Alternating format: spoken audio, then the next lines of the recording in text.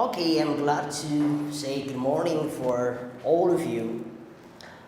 My name is Takasta Ainekulu and I'm going to teach you English student textbook for grade 4. This is book 2. As we know, English, today is April 21, 2020. Students, I want to ask you some questions before I directly go to the book. This book, book 2. Students, can you tell me the 4 skills of the English language? Parents, please help your children. Good. As you know, we have 4 basic skills of the English language. How many skills I said? 4. Say it after me. 4. 4. Excellent. Students, I want to add another question. Can you tell to your parents the number of skills we have in the English language? Parents, help your students, help your children. Good. Yes, I hope you see. The first skill is, what is it? Speaking. There is speaking skills. Speaking skills is the first one. The first skill that you should rehearse at this grade level is speaking as well. What is it, the second one? The second skill that we have in English is, what is that? Writing. Excellent. What else? The third one. Can you tell? Yes. Yes, the third one is reading. Reading what? Reading skill. This is writing skill, and this is reading skill. What about the fourth one? The 4 kinds of skill. The first skill we have in a language is what? Listening skill. Excellent, students. So, if you know the 4 skills of the English language, we classify the skills of the language into 2 broad categories. This is the first.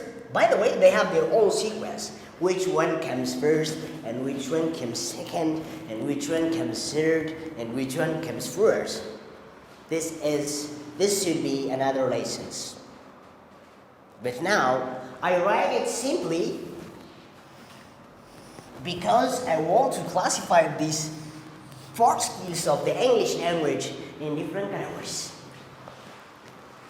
Yes, the first is skills. Students, I want to ask you one question here. What is the time now?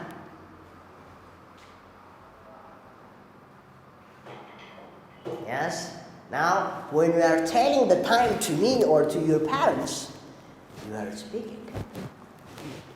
So, speaking needs rehearsal. Speaking needs selective words. Speaking needs thinking, yes? And speaking needs politeness. That not. The way we speak may matter. When we are annoyed, when we are very angry, we speak angry. Stop! You say, for example. So in his speaking, by using his own facial expression, we can say this person is disappointed, annoyed. People may say, excuse me, can you tell me this? Now that is a polite way of request. So, when we speak, we should take care of the words, we should take care of any other matters. So, this is speaking as well. We will see it one by one the skills, by the way. If I asked you how coronavirus is pandemic in the world, if I ask you to write, or your favorite food, subject, what else, your classroom, the city you live, if I give you the topic to write a short paragraph about yourself, whatever it is, whatever, any topic, first, before you are writing, you should think, or you should write, where? In your mind. Done it? Yes. We think it deeply, what I'm going to include in my paragraph. What things should be included, and what things should not be included, where else? And the number of paragraphs we are going to write. We decide, then we write.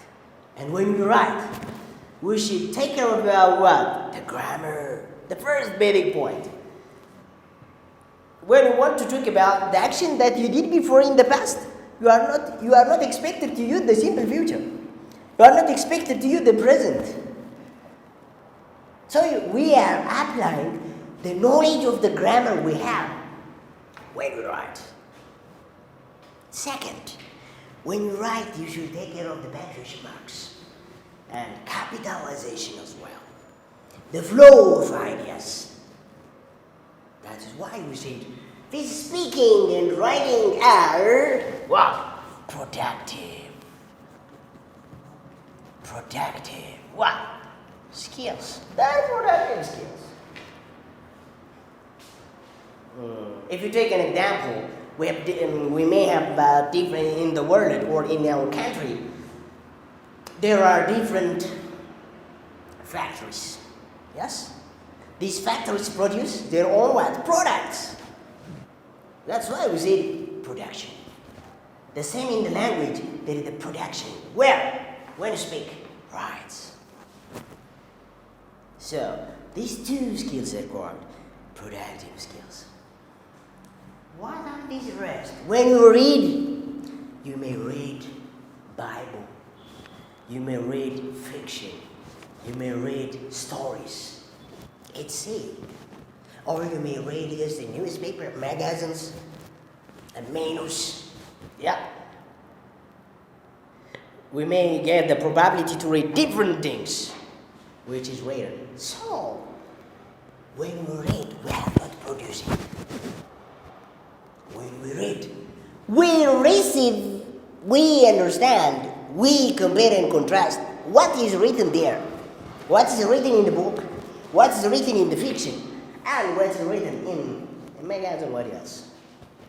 So we are not producing anything. We are not making conversation with that. So reading as well listening. Now you are listening. You may listen to your parents. Yeah? Yes. And you may listen to your elder brothers and sisters, whatever. Your neighbors. Now when you listen, you are not producing. You are rehearsing. So reading and listening are called receptive skills. So, in my English for Ethiopia textbook, we will teach all these 4 skills of the English language. I'm telling as an introduction. By the way, when I say this, when you speak, there is the grammar. Yes? Because we should focus on the grammar. Mean that grammar is not neglected. Grammar is not ignored. When you speak, you take care of the grammar. What else? In writing, there is grammar. There is grammar in writing. Yes, when you write, you should think what kinds of things we use, the punctuation, the capitalization, and etc. And when we read, by the way, where you may not expect it to change the tense, whatever it is, the punctuation, but the writer who is going to write the thing which is read by the others, there is grammar. Yes? And in listening, there is grammar. So, grammar is not neglected. When we speak, there is grammar. When we read, there is grammar. And when we write, there is grammar. And when we listen and read, there is grammar. If I gave you this, if I've given you these kinds of explanation as an introduction, now I want to go directly to the book on page 1. Yes, page 1, that's the English grade 4, as I have told you before. This book too have the many contents topics. This is the table of contents. There are time, food, job, animals, the past and whatever. There are many here. That's for today, Unit 6. Unit 6. Unit 6 is dealing with telling time. Telling what? Time. That means we are in the way to talk about more focus on the spoken English lesson.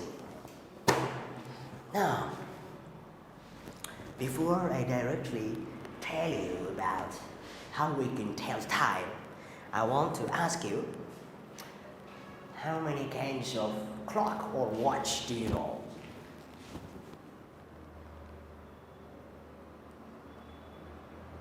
Parents, help your children. Excellent. So, students may answer that we may have different kinds of clocks or watches. There is a hand, there may be on the wall, or there may be on the desk, something else.